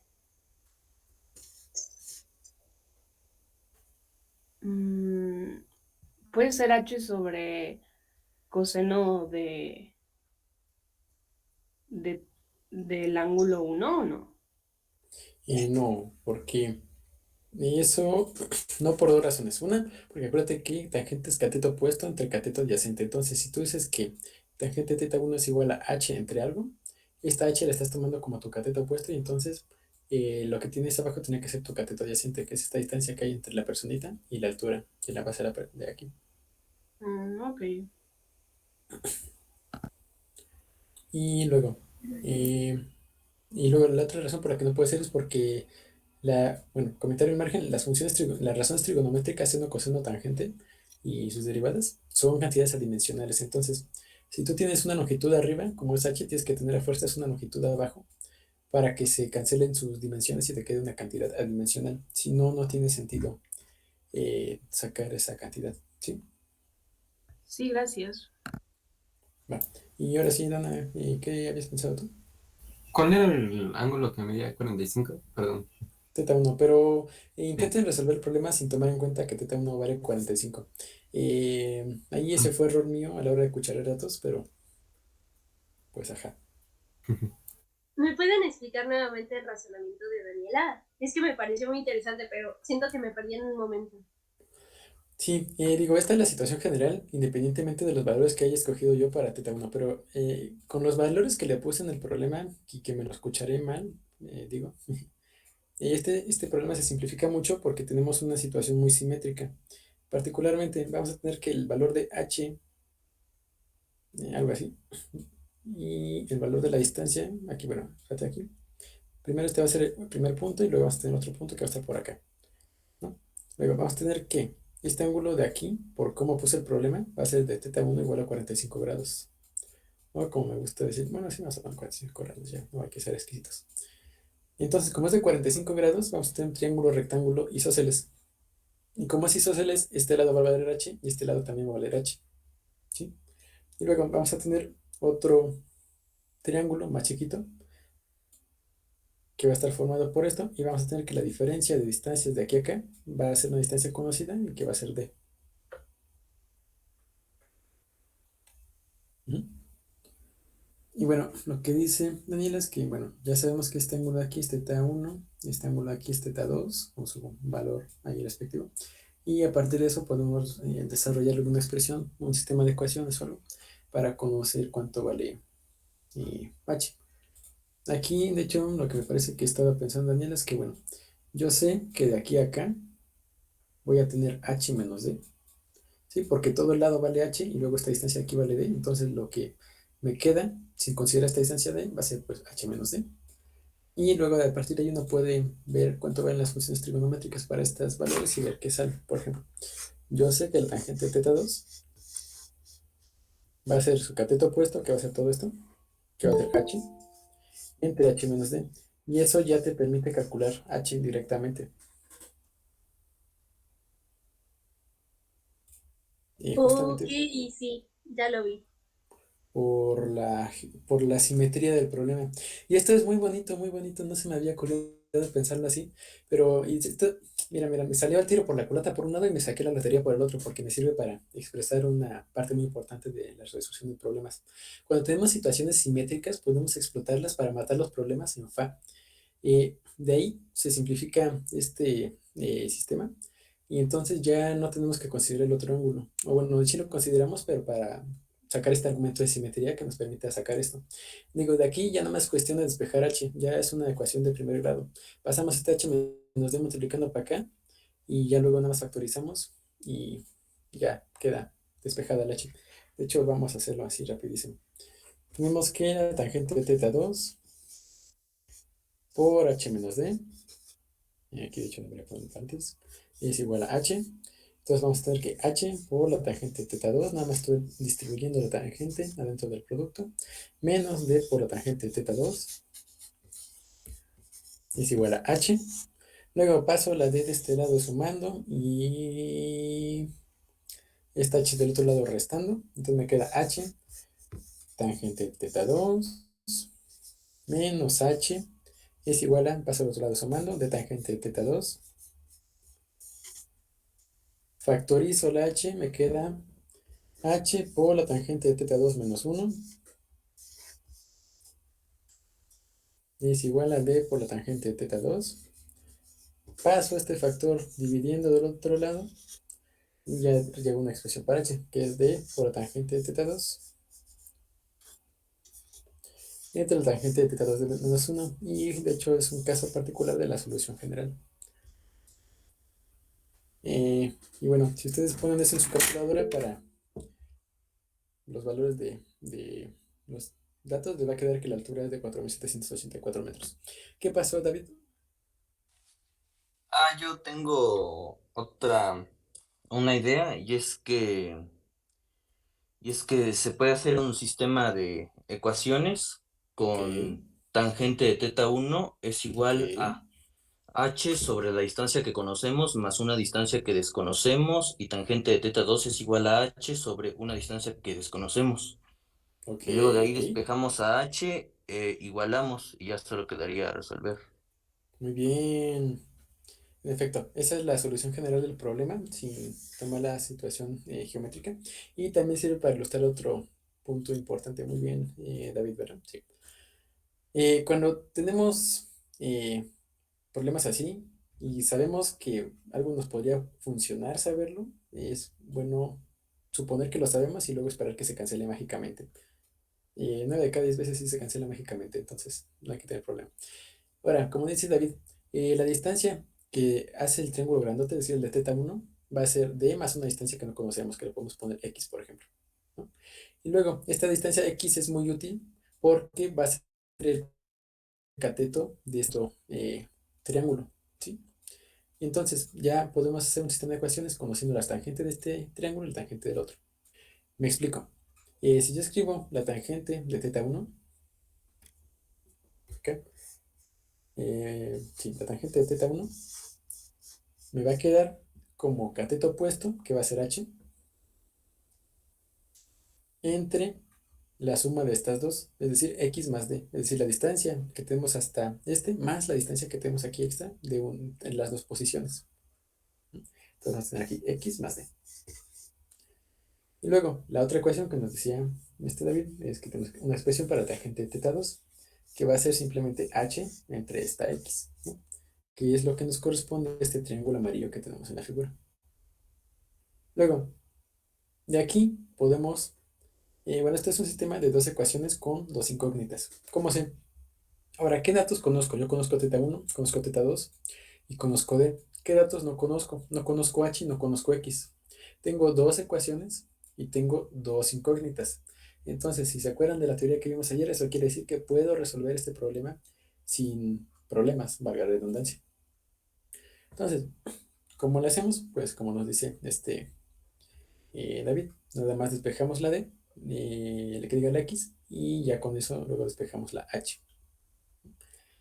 Particularmente podemos despejar la x de ambas ecuaciones y ya con eso, ¿no? Déjenme, les comparto la tabla h. Miren, aquí tenemos x dividiendo, entonces vamos a pasarla multiplicando y la tangente dividiendo. Entonces nos va a quedar que x por un lado va a ser h entre la tangente de θ2. ¿Sí? Reitero, aquí lo único que hice fue, esta estaba dividiendo, la paso multiplicando al otro lado y la tangente la paso dividiendo, es decir, como que los intercambio de lugares, ¿no? H entre tangente de θ2. Luego, de la otra, tengo que tangente de θ1 es h entre x más d. Hago lo mismo, pero con la expresión completa para x más d, es decir, paso x más d de un lado y la tangente de θ1 del otro lado dividiendo, ¿no? Tangente de θ1.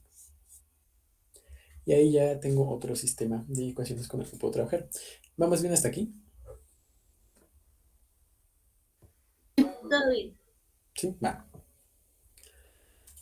Y entonces, aquí ya tenemos dos sistemas de ecuaciones. Y aquí observen, si yo aplico el famosísimo método de restar las ecuaciones, el de suma y resta de los normales, esto ya se resuelve. Porque aquí tengo x y aquí tengo x más d. Entonces, si yo resto una de la otra, se va a morir la x. Ahora, yo lo que quiero es que me quede esta d positiva. Entonces, la que voy a restar va a ser la de arriba. Entonces, a esta le pongo un signo menos y las voy a sumar, ¿no? Entonces, tenemos x más d menos x, nos va a quedar nada más d. Y va a ser igual a, lo escribo tal cual, h entre tangente θ1. Y luego lo que resto. Luego, ¿qué le voy a restar? Pues h entre tangente θ2. H entre tangente de θ2. Luego, de aquí puedo factorizar la h, ¿no? Entonces me va a quedar como h por... ¿Qué pasó? En esto sí queda bonito. 1 entre tangente de θ1 menos 1 entre tangente de θ2. Y digo, esto lo puedo escribir como cotangente de θ1 menos cotangente de θ2. Y de hecho creo que así queda más elegante. Entonces vamos a escribirlo tal cual. Como cotangente de θ1 menos cotangente de θ2. Recuerden que las cosas con cos nada más es la misma cosa, pero con el inverso multiplicativo. Entonces nos va a quedar como la cotangente de θ1 menos la cotangente de θ2, ¿no? Y esto va a ser igual a d. Y ya de ahí nada más despejamos h. Entonces nos queda que h va a ser igual a d entre la cotangente de θ1 más la, que diga menos, la cotangente de θ2. Y tan se acabó. Y se puede probar que es exactamente equivalente a decir esto de acá abajito. Nada más que para eso ocuparíamos desarrollar las fracciones y la verdad es que no tengo ganas de hacerlo. Si ustedes ponen esto en su calculadora, ¿qué les da? De hecho, no lo pongan en su calculadora, vamos a ponerlo en nuestra calculadora, ¿por qué no? Primero vamos a ver el resultado que nos dijo con el método que usó Dani, que era d tangente θ2 entre tangente θ2 menos 1. θ2, acuérdense que son 46.2 grados, aquí están, y d son 200 metros. Entonces vamos a ver qué nos queda al hacerla. Entonces, dijimos que era d, que eran 200 metros, lo ponemos tal cual, por la tangente θ2. ¿Cuánto dijimos que valía θ2? 46.2 grados, ¿no? Y aquí, nada más ojo, mi calculadora está en radianes. ¿Cómo lo hago para que no se muera todo esto? La paso a grados. Grados. Ahí está. Y. No, creo que le tengo que poner acá. Setup. Angle unit, ahí está. Degree. Ahí está, para que no se muera. Y luego entre la tangente de θ2 menos 1, ¿no? Que entonces en la tangente de 46.2, dije. Menos 1. Y esto da 4.873.950141 metros. Ahora, ¿cómo debería yo de reportar este resultado sabiendo lo que sabemos acerca de cifras significativas? Eh, 4.874. Ok, esa es una opción. Pero ahí tenemos un problema. Y es que, si ves, los datos que nos están dando acá tienen a lo mucho 3 cifras significativas. Este tiene 3, este tiene 3. Este está medio ambiguo, pero podemos suponer que tiene 3. Y entonces, nuestro resultado tiene que conservar nada más 3 cifras significativas. Entonces, si nosotros contamos, vamos a tener que la del 4000 es una, la del 800 es otra y la del 70 es otra. Entonces, lo teníamos que dejar como 4870, ¿sí? Sí, justo. Ya lo vi. Gracias. Perfecto. Y bueno, así da eso, ¿no? Ahí, si gustan, vamos a utilizar nuestro superpoder con las variables y lo vamos a guardar en la variable A. Y luego vamos a ver qué nos sale si utilizamos el otro método. Nos queda que tenemos D, y D creemos que eran 200 metros por, acá, veamos, era, montas aquí. Aquí, entre la cotangente de θ1 menos la cotangente de θ2.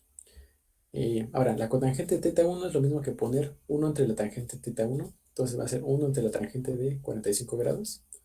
Y digo así, es completamente legal poner las expresiones tal cual en la calculadora. Así, aunque se acumulen las fracciones unas entre otras, no pasa nada, nadie va a llegar a reclamar. Entre la tangente de 46.2 grados.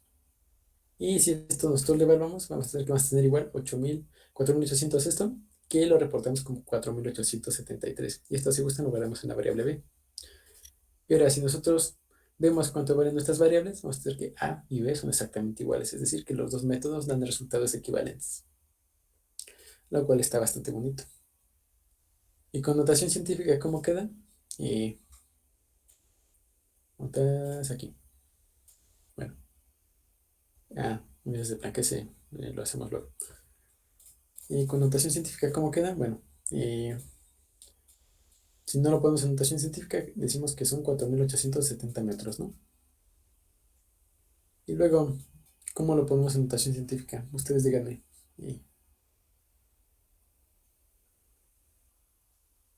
Respóndanle al estimado Ángel.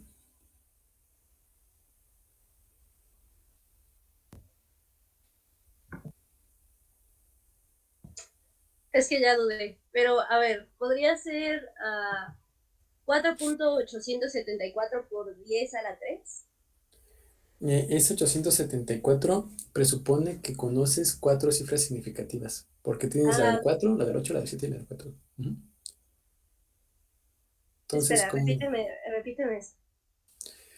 Si yo pusiera 4.874 por 10 a la 3, es decir, 4.874 por 10 a la 3, yo lo que estoy diciendo es que conozco 4 cifras significativas de mi número. 1, 2, 3, 4.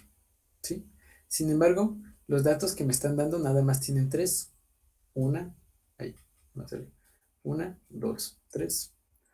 1, 2, 3. Y aquí, siendo optimistas, 1, 2, 3. Entonces, Ok, que hay en el mismo error que en el anterior. Bueno, entonces sería 4.87 por 10 a la 3. Ajá, nos olvidamos de este 4 y ya, ¿no? Ya cuando tenemos 1, 2, 3 cifras significativas por el 10 a la 3. Y ya. Muy bien.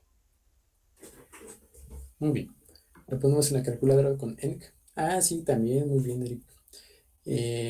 Como dicen, ya para evitarnos errores humanos a la hora de hacer eso, si ponemos nuestro resultado, Y ya directamente para pasar a la notación científica, le recorremos el punto 3 lugares. Y nos queda como 4.87 más numeritos por 10 a la 3, ¿no? Muy bien. Ya se están volviendo maestros y maestras de las calculadoras, como debe de ser. La calculadora es su mejor amiga, tienen que tratarla como tal. Cuídenla, respetenla, pónganle stickers. Yo en mi calculadora tengo un sticker de puertas abiertas del Instituto de Física del año pasado y uno que me regalaron en cuarto. Tenemos de Salto no lo tengo en Monterrey. XD. Ahí no dejan de usar calculadora. No, no dejan eso con puro operaciones a mano y cálculo mental. Bueno, hay cada quien, ¿no? Si a alguien le interesa entrar a ese, lo abren por febrero.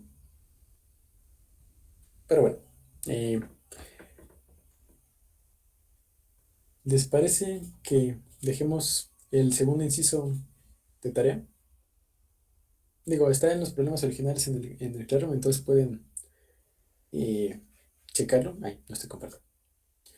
Decía, segundo inciso de tarea, la parte de calcular ahora sí el radio de la Tierra. Con esto, todo este desbarajuste, lo que hicimos fue calcular la altura de una montaña. Luego, ya conociendo la altura de la montaña, vamos a calcular el radio de la Tierra. Y bueno, eso les digo, se los dejamos de tarea moral. Ahí chequenlo si pueden. Yo sé que pueden. Y bueno, estas, ¿cómo se llaman? Los problemas originales están en el claro. Ahí inténtenlos, se pueden resolver. Y pues sí, no más eso. Ya la semana que entra vamos a resolver algunos problemas. Yo creo que estos de aquí los van a resolver. Estos son de análisis dimensionales, básicamente utilizando estas cosas de descubrir las constantes, las unidades fundamentales del universo y en función de algunas constantes fundamentales justamente. Y este es un breve ejercicio y bueno, aquí están las referencias. Pues si alguien gusta ver más de lo que trabajamos, de lo que sea, pueden checar esto. Por un lado está el de Física Universitaria con Física Moderna, el Szymanski, capítulo 1. Y por otro lado hay un libro que se llama Morin, Introduction to Classical Mechanics. De ahí saqué la mayor parte de las estrategias de resolución de problemas, tal cual como las pongo en el libro, porque las establece de una manera muy, muy útil. Y de hecho, justamente el libro dice que es la parte más importante. Empezar un registro ahorita sin contexto puede asustar a muchos. Sí, a lo mejor. Pero bueno, no está feo. Bueno, tal vez un poquito así. Jejejeje. Pero lo más feo es mi letra, no se preocupe. El ejercicio como tal está muy bonito, creo yo. Espérate, los de Arturo, sí, espérate que empecemos a ver cálculo. Ahí es donde se ponen chidas las cosas. Donde las cosas empiezan a aparecer con puntos. Majajajaja. Y donde empiezan a aparecer extrañas. Y símbolos mafiosos. Y letras griegas. Bueno, aquí ya tenemos letras griegas, ¿no? Pero donde aparecen las letras griegas es donde ya se pone intensa la cosa. De x en x es igual a 1. Esa es una verdad fundamental del universo. Bueno, Chips, ya puedes dejar de grabar.